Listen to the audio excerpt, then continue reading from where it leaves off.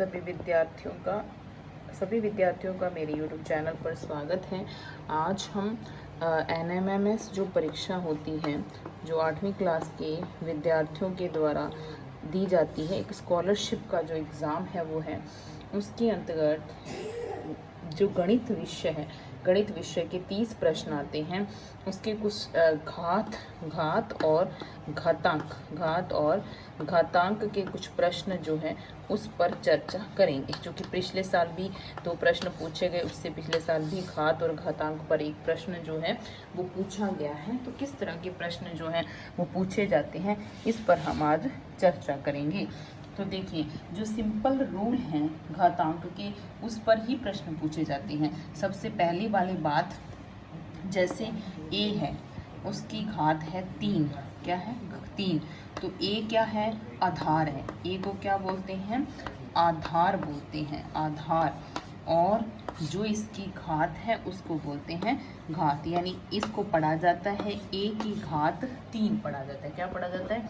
a की घात 3 पढ़ा जाता है। a को कितनी बार लिखना है? 3 बार लिखना है। इस तरह से इसको पढ़ा जाता है। इसके कुछ बेसिक जो रूल हैं वो आपको ध्यान होने चाहिए। जैसे कि पहला रूल जो है वो ये है कि किन्हीं भी दो ऐसी जो समान आधार वाली संख्याएं हैं, उनका अगर हम गुणा करते हैं, यानी घात अलग अलग हैं लेकिन आधार जो है वो समान है, तो उत्तर क्या आता है? उत्तर आता है कि उसके घातांकों को जोड़ना है। उसकी घात को क्या करना है? हमने जोड़ना है। यानी अगर गुणा में हैं और उनके आधार समान हैं, तो हमें उसकी घातों को क्या करना होता है? जोड़ना होता है। इसी तरह का एक प्रश्न जो है वो पेपर में कई बार पूछा गया है। जैसे ऐसे पूछ लेते हैं कि 4 की घात 3 और 4 की घात 2, तो इसका उत्तर कितना आएगा? तो घातों को जोड़ना है। आधार जो है वो सेम रहेगा, यानी आधार 4 है तो 4 ही रहेगा, और घातें जुड़ जाएंगी तो 3 और 2 कितने हो गए? 5 हो गए। तो ये घातें जो है जुड़ गई हैं। ठीक है। इसी तरह से दूसरा जो रूल है वो क्या है कि अगर घातों का भाग हो, ये तो गुणा है, और दूसरा रूल है कि अगर घातों का भाग हो, यहाँ पे भाग का निशान हो, तो हमने घातों का क्या करना होता है? माइनस करना होता है। क्या करना होता है? माइनस करना होता है। आधार उसी के जैसे सेम समान है लेकिन घातें अलग अलग हैं, तो हमें भाग का निशान अगर मिल जाए तो घात का माइनस करना है, और अगर गुणा का निशान मिल जाए तो हमने घातों का क्या करना है? योग करना है। जैसे एक प्रश्न है, मान लो भाई इसमें प्रश्न आए जैसे 5 की घात 3 भाग दें उसको 5 की घात 2, तो क्या उत्तर आएगा? 5 की घात 3 माइनस 2, यानी 5 की घात कितनी आ जाएगी? 1 आ जाएगी। तो इसको इस तरह से क्या है हमने हल करना है। ये बेसिक जो जानकारी है घात के बारे में हमें प्राप्त होनी चाहिए, जानकारी जो है हमें पता होनी चाहिए। उसके बाद तीसरा जो रूल है वो ये है कि किसी भी संख्या की अगर घात जो है वो 0 होती है तो उसका उत्तर जो है 1 आता है। ये पिछले प्रश्न में, पिछले साल जो पेपर हुआ था NMMS का, उसमें पूछा जा चुका है, इसलिए मैंने आपको बताया है कि किसी भी संख्या की घात जो है वो 0 अगर हो तो उसका उत्तर जो है 1 होता है। एक प्रश्न और है जो मुझे लगता है कि इस बार प्रश्न में पूछा जा सकता है।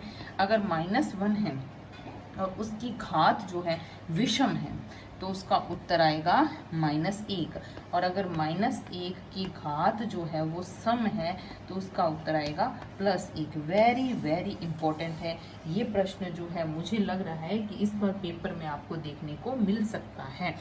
अगर -1 है आधार और उसकी घात जो है विषम है तो आंसर -1 आएगा। अब आपको अगर कंफ्यूजन है तो विषम कौन कौन सी होती हैं? घात 1 हो, घात 3 हो, घात 5 हो, घात 7 हो, घात 9 हो, ये हो तो उत्तर आएगा -1। और अगर किसी संख्या की घात जो है 0 हो, 2 हो, 4 हो, या 6 हो, या 8 हो, तो उसका उत्तर क्या आएगा?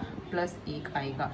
ये बात आपको ध्यान रखनी है, और ये क्वेश्चन जो है वो इम्पोर्टेंट है, पेपर में पूछा जा सकता है। तो अभी तक मैंने आपको प्लस के और माइनस के यानी अगर गुणा हो तो उनका क्या कैसे आंसर करना है। दो संख्याओं का घाता आधार जो है वो समान हो और बीच में गुणा का निशान हो तो हम क्या करते हैं, घातों का योग करते हैं। और अगर गुणा की बजाय भाग का निशान हो तो हम घातों का क्या करते हैं, माइनस करते हैं। तो घातों का क्या करते हैं, माइनस करते हैं। और एक मैंने बताया कि किसी भी संख्या की घात अगर 0 हो तो आंसर 1 आता है। एक आपको ये इम्पोर्टेंट है, ध्यान रखना है। आज तक पूछा नहीं गया लेकिन मुझे लग रहा है ये प्रश्न जो है पेपर में पूछा जा सकता है। ये तो था अगर आधार जो है वो समान हो और घात अलग अलग हो तो हमें इस तरह से योग और माइनस करना है। लेकिन अगर प्रश्न ये पूछा जाए कि आधार जो है वो अलग अलग हैं लेकिन घातें जो है वो समान हैं, घात ये है m लेकिन आधार जो है वो अलग अलग हैं, तब हमने इसको कैसे हल करना है। तो तब दोनों संख्याओं का गुणा करके और इसकी घात जो है m लगा देनी है। जैसे प्रश्न है कि 2 की घात 5 गुणा 3 की घात 5 तो बराबर उत्तर क्या आएगा। तो दोनों का गुणा यानी 2 गुणा 3 और घात क्या रहेगी, 5 रहेगी। और 2 तीन कितना होता है, 6 की घात कितनी आ गई, 5 आ गई। तो ये आपका उत्तर आ गया। यानी किन्हीं भी संख्याओं में आधार अगर अलग अलग है और घात सेम है तो उन दोनों का गुणा करके और घात वहीं के वहीं रहेगी, इसमें कोई भी परिवर्तन नहीं आएगा। तो ये आपको जो है वो ध्यान रखना है किस तरह के प्रश्न जो है वो पूछे जाते हैं। अब आपने ये प्रश्न जो हैं वो स्वयं करने हैं। देख लीजिए ये प्रश्न हैं, कुछ मैंने पिछले पेपर में आए हुए प्रश्न हैं। पहला प्रश्न है 3 की घात 2 गुणा 3 की घात -5 गुणा 3 की घात 6, ये पिछले साल पूछा गया।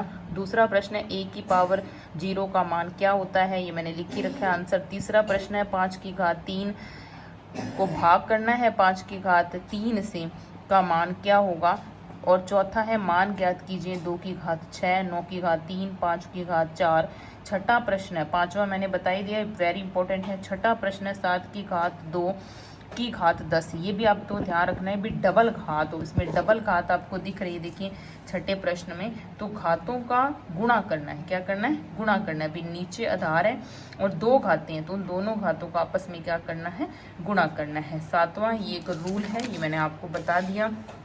सातवां प्रश्न है 1 4 की घात 3 और 4 की घात 2, यानी गुणा का निशान है, आधार समान है तो घात कितनी हो जाएगी, 4 की घात 5 हो जाएगी। ये भाग का फॉर्मूला है, ये भी मैंने आपको करवा दिए हैं। तो आपको घातांक से संबंधित इतने प्रश्न जो है वो करने हैं। और एक और बात जो घातांक के प्रश्नों में आपको जो है काम आएगी वो क्या है, तो वो पूर्णांकों का जोड़ और घटाव है। जैसे मान लीजिए कि आपके पास आ जाए कि -3 + 4, इसका उत्तर क्या आएगा, तो इसका उत्तर आएगा प्लस का 1 आएगा। क्या आएगा, प्लस का 1 आएगा। इसका उत्तर क्यों प्लस का 1 आएगा,